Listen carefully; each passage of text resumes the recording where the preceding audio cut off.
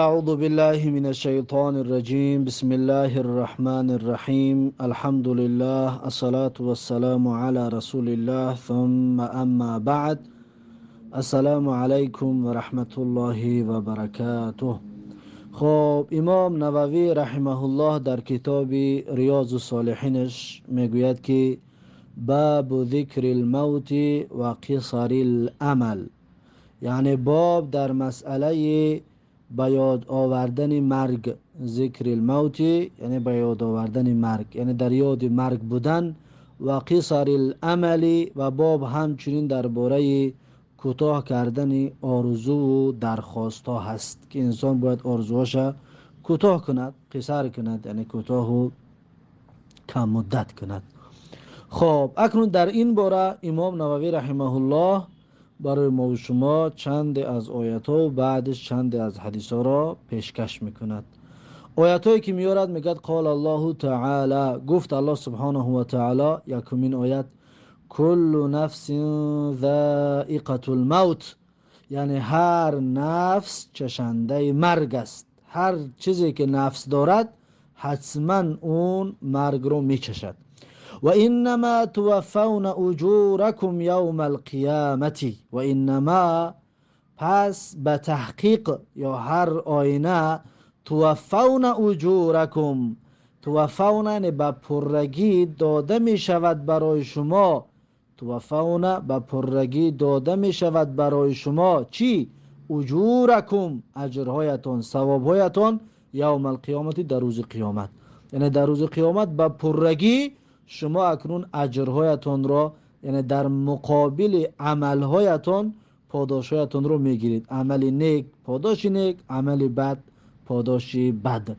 فمن زحزح عن النار، پس هر کسی که دور کرده شد، زحزح به معنای دور کرده شد، پس هر کسی که دور کرده شد عن النار، یعنی از آتش، از جهنم، از دوزخ، هر کسی دور کرده شد، و ادخل الجنت، و اون انسان داخل جنت گردانده شد، فقد فاز، پس واقعا اون انسان به مراد و مقصدش رسیده است. فاز یعنی پیروز شده است، نجات یافته است، یعنی به مقصد و مرامش رسیده است.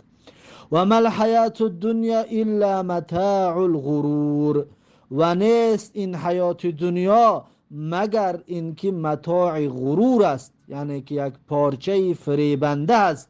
این دنیا یک پارچه است که غرور هست که مردم را فریب میدهد، به خودشو از مراد و مقصد اصلی انسان را دور میگرداند. خب این سوره آل عمران. دویم آیت، و قال تعالی، و گفت الله سبحانه و تعالی، امام نووی رحمه الله میگوید که الله سبحانه و تعالی گفت و ما تدری نفس ماذا تکسب غدا و ما تدری نفس بأی ارض تموت. و ما تدری یعنی نمیداند، و ما تدری نفسون یعنی نفس، یعنی روح انسان، جان انسان نمیداند ماذا تکسب غدا، یعنی چی کار میکند فردا. مقصد از فردا این در آینده، یا لحظه بعد، یا دقیقه بعد، یا هفته بعد، یا ماه بعد. انسان روحش، جانش نمیداند که چی کار میکند. و ما تدری نفسون، و همچنین انسان نمیداند که بی ای ارض تموت، در کدام قطعه زمین میمیرد، یعنی در کدام کشور و در کدام حالت و در کدام وضعیت میمیرد. انسان این را نمیداند. این سوره لقمان. و قال تعالی، آیت بعدی را میارد، آیت 3 میگه الله سبحانه و تعالی گفته است که فاذا جاء اجلهم لا يستأخرون ساعة ولا يستقدمون. فاذا جاء اجلهم، پس هنگامی که، پس وقتی که، جاء اجلهم آمد اجل اونها، مرگ اونها فرا رسید، لا يستأخرون ساعة، با تأخیر انداخته نمی شود یک لحظه. ساعه یعنی یک لحظه، یک لحظه دیگر به تأخیر انداخته نمی شود اون اجلشان، یعنی جانش همون لحظه گرفته می شود. ولا یستقدمون، همچنین پیش هم گرفته نمی شود، تقدیم هم کرده نمی شود. یعنی که مرگ که بیاید پیش قفا دیگر ندارد، همون لحظه که باید گرفته شود در رحم مادرش نوشته شده که بود، ان همون لحظه ده می گیرد. دیگه پیش قفا برده نمی شود.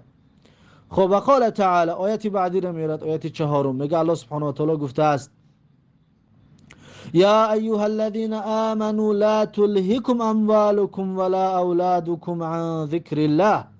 الله سبحانه و تعالی میگه یا ایها الذین، ای آن کسانی که ایمان آوردید، یا ایها الذین آمنوا، ای آن کسانی که ایمان آوردید، لا تلهکم اموالکم، یعنی سرگرم نگرداند شما را مالهایتان، مشغول خودشان نگرداند مالهایتان، یا غافل شما را نکند مالهایتان، ولا اولادکم، و همچنین فرزندانتون شما را سرگرم خود و غافل نگرداند. از چی غافل نگرداند؟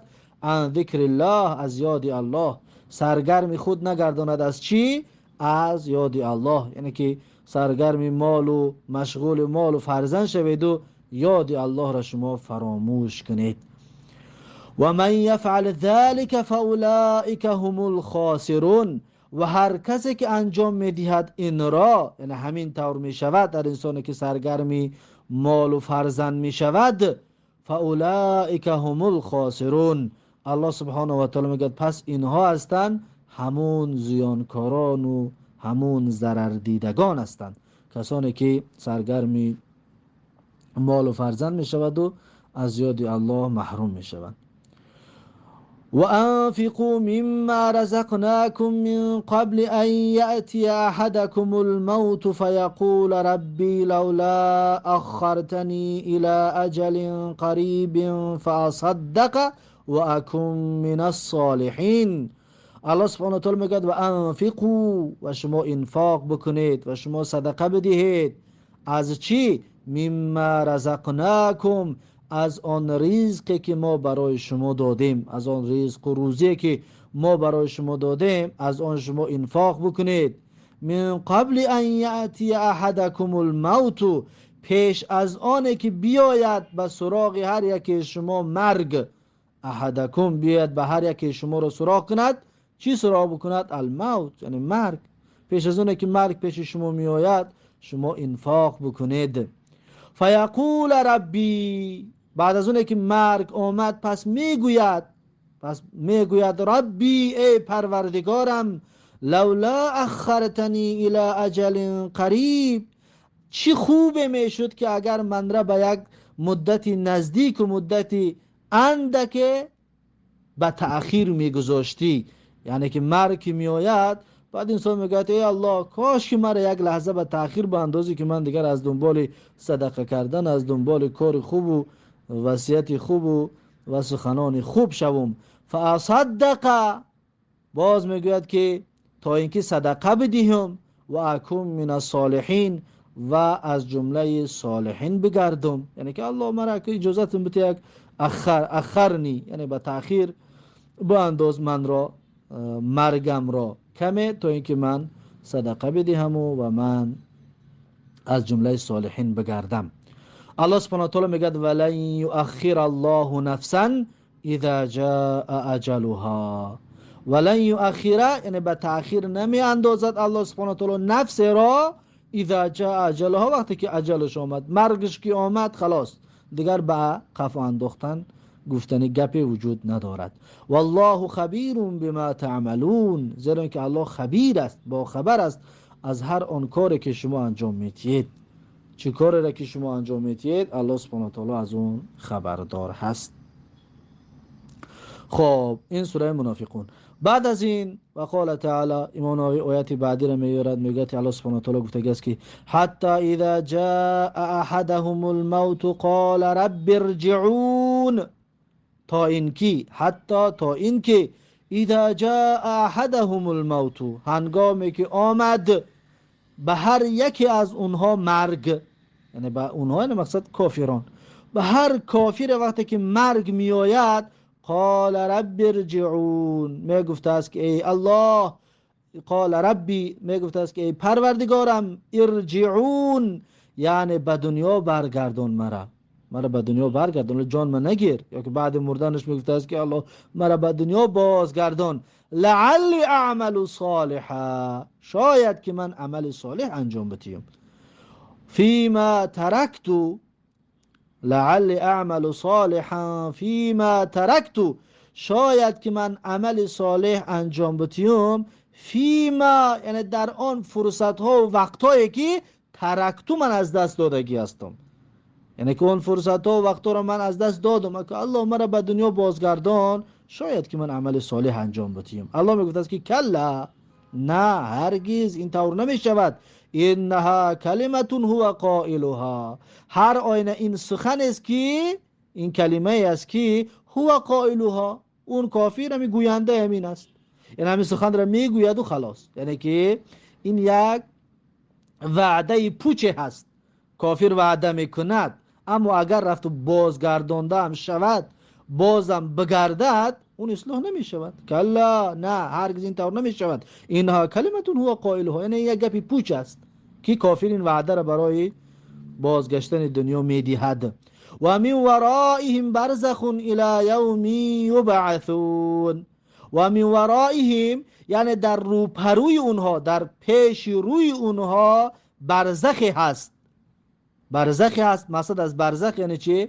یعنی مانعه هست، یک پرده هست در پیش روی این کافران، پرده هست الی یوم یبعثون، تا اون روزی که زنده گردانده می شوند، تا اون روز در پیش روی اینها، در پیش روی کافرها پرده هست، یعنی که اینا دیگر بر نمیگردن از کفرشان، اینا در کفر میمونن. اون وعده ای که میتیان اینم یک وعده پوچه هست.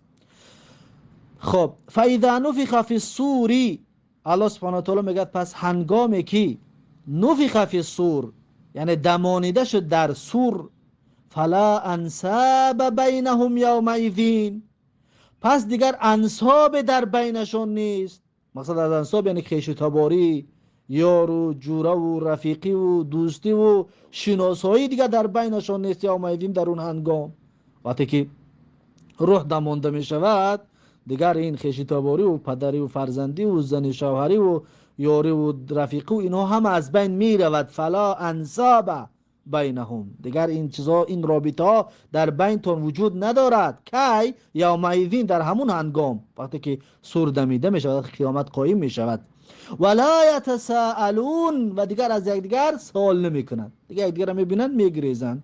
فمن ثقلت موازینه فاولئک هم المفلحون، پس هر کسی را که وزن می شود موازینش، یعنی عملهای نیکی در دنیا انجام دادهش، فاولئک هم المفلحون، پس اینها هستند همون انسانهای نجات یافته و همون انسانهای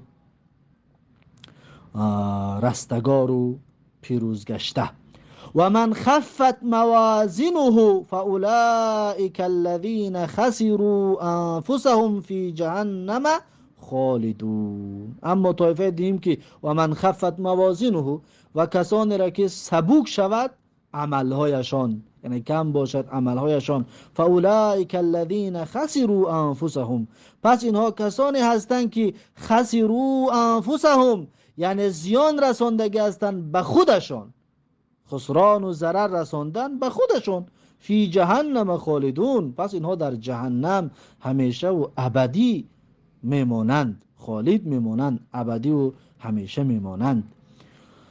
تلفح وجوههم النار و هم فیها کالحون، الله سبحانه و تعالی میگه تلفح یعنی شعله میزند، تلفح شعله میزند، مثلا از تلفح یعنی که بریان می شود، می سوزاند. چی را می سوزاند؟ وجوههم رویهایشان را، النار آتش جهنم، تلفح وجوههم النار بریان می کند روی اینها را آتش جهنم، یا می سوزاند روی اینها را آتش جهنم. چرا رویها را ذکر میکنند؟ زیرا که سختترین عذاب یا عزیزترین جا برای انسان این روح است.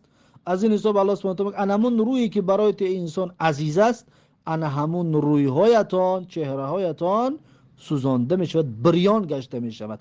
و هم فیها کالحون، الله سبحانه و تعالی میگه و هم یعنی همین کافرها، فیها یعنی در همون نار جهنم، در آتش دوزخ کالح هستند. کالح یعنی چی؟ یعنی ترشرویند. ترشرو یعنی چی؟ ترشروی چطور که ابن مسعود رضی الله عنه در بیان این آیت میگوید که ای مردم آیا شما دیدید سرهای گوسفندان را که سوزانده می شود؟ وقتی سر گوسفند رو می سوزانی، وقتی سر گوسفند که سوزاندی، لبهای بالای گوسفند سین بالا می رود، دندانهاش نمایان می شود، دندانهاش بگیم آشکار می شود. آیا همون را دیدید؟ میگه ان همین کاله هست. پس کافرها ان همین طور میشون، میگه با مثل سری گوسفندی که سوزانده می شود و لبی بالا سین بالا می رود و دندان ها می براید، ان همین طور می شود. کاله ان همین را میگویند، یعنی روی هاشون که می سوزد لبای بالا می رود، دندان ها می براید به پیش. و هم فیها کالحون، و یعنی که ویها کافرها در آتش جهنم کاله هستند، به مثل سر گوسفندی که سوزانده می شوند یا ترش رویند. الم تکن آیاتی تتلى علیکم فکنتم بها تکذبون.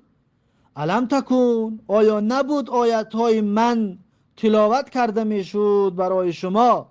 الله سبحانه و تعالی میگه الم تکن آیاتی، آیا نبود آیت های من که تتلى علیکم خوانده میشد، آیت های قرآن، آیت های الله سبحانه و تعالی میگه در نزد شما ای کافرها فکنتم بها تکذبون، پس شما این آیت های من را تکذیب میکردید. الى قوله، بعد چند آیت دیگر نیاورده است و بعد در آخر میگه که کم لبثتم فی الارض عدد سنین، یعنی چند وقت، چند سال، لبثتم شما مانده در بالای زمین، عدد سنین قطعی کم جای ترجمه میکنیم، کم یعنی چند سال، عدد سنین هم در ترجمه برفت. لبثتم فی الارض یعنی ماندید شما در بالای زمین. قالوا لبثنا یوما، پس میگفتن که کافرها وقتی میپرسن شما در بالای دنیا چند روز مونده، میگفته است لبثنا یوما یعنی ما یک روز مونده، او بعد یومین از یک روز هم کمتر ما در دنیا زندگی کرده هستیم. فاسأل العادین، پس میگفتن که شما بپرسید شمارندگان را. پس شما بپرسید، فاسألی یعنی سوال کنید، پرسان شوید، العادین، عادین شمارندگان، حساب کنندگان رو شما بپرسید. یعنی شما از ملائکه ها بپرسید که ما چند سال زندگی کرده هستیم. یعنی که میگه همون قدر دهشت جهنم سختی است که میگفت از یک روز در دنیا زندگی کرده، مثلا 40-50 سال زندگی شونه، یا از یک روز کمتر، حتی فراموش کرده یعنی میگفتن که از هم ملائکه بپرسید چند سال است، دیگر نمیدونیم ما. قال ان لبثتم الا قلیلا، قال میگفت است که این لبثتم الا قلیلا، یعنی که الله سبحانه و تعالی میگفت است، قال یعنی گفت الله سبحانه و تعالی، این لبثتم الا قلیلا یعنی شما نمانده در دنیا مگر اینکه کم، یعنی در دنیا شما کم زندگی کردید. لو انکم کنتم تعلمون، ای کاش که شما میدونستید این رو، اگه در قیامت رفتید فهمیدید که میگوید کم است، و خیلی در دنیا میدونستید، کاش که میدونستید که کم زندگی میکنید رو به حق میآوردید. لو کنتم، ای کاش که شما می بودید، لو انکم، ای کاش که هر آینه شما کنتم تعلمون می بودید و می دانستید این را که در دنیا شما کم زندگی میکنید. افحسبتم انما خلقناکم عبثا، الله سبحانه و تعالی میگفته است که افحسبتم، آیا شما گمان کردید که انما خلقناکم، هر آینه ما شما رو خلق کردیم، عبثا یعنی بیهوده، شما رو برای فقط دنیا در کیف و صفا و برای زندگی کردن آباد کردن دنیا خلق کردیم. و انکم الینا لا ترجعون، و شما گمان کردید که شما دیگه به سوی ما باز نمیگردید. آیا شما همین فکر داشتید، همین اعتقاد داشتید؟ الله سبحانه و تعالی به این سخنها باز اونها را سرزنش و زیر عتاب میگرفته است. سوره مؤمنون. بعد از این آخرین آیت رو میارد، میگه و قال تعالی، و گفت الله سبحانه و تعالی، الم یعنی للذین آمنوا ان تخشع قلوبهم لذکر الله. الم یعنی، آیا فرا نرسیده است، یعنی آن وقتی که موعود است فرا نرسیده است، للذین آمنوا برای کسانی که ایمان آوردن، ان تخشع قلوبهم دلهاشون بترسد، لذکر الله یعنی با ذکر الله سبحانه و تعالی، یعنی در دلهاشون ترس الله داخل شود. و ما نزل من الحق، و همچنین آیا فرا نرسیده است برای کسانی که ایمان آوردند بترسند آن چیزی که نازل شده است از جانب الله تبارک و تعالی، یعنی از قرآن. ولا یکونوا کالذین اوتوا الکتاب، الله سبحانه و تعالی میگه که و نباشند به مثل کسانی که ولا یکون، و نباشند به مثل کسانی که اوتل کتاب من قبل، یعنی داده شده است برای اونها کتاب از پیش، یعنی امتان پیشین، فطال علیهم الامد، پس طولانی شد بر اونها زمانه و مدت، امد و زمانه و امد یعنی زمانه و مدت براشون طولانی شد، فقست قلوبهم، پس سخت شد دلهای اونها، یعنی که اونها از یاد الله محروم شدن، از یاد الله دور شدن، از حق دور شدن، و کثیر منهم فاسقون، و بسیار از اونها فاسق هستند، و بسیار از اونها فاسق هستند. خب این سوره حدید است. و الآیات فی الباب کثیرة معلومه، و آیات ها در این باب بسیار هستند و معلوم هستند. این قدر آیات آورد، باز میگه در این باره اگر آیات ها رو همش می آوردیم خیلی زیاد بودند. خب این است انشاءالله درس امروزه، با همین آیات ها خلاص شد. حدیث ها که حدیث 573 انشاءالله درس آینده. بارک الله فیکم و جزاکم الله خیرا، والسلام عليكم ورحمة الله وبركاته.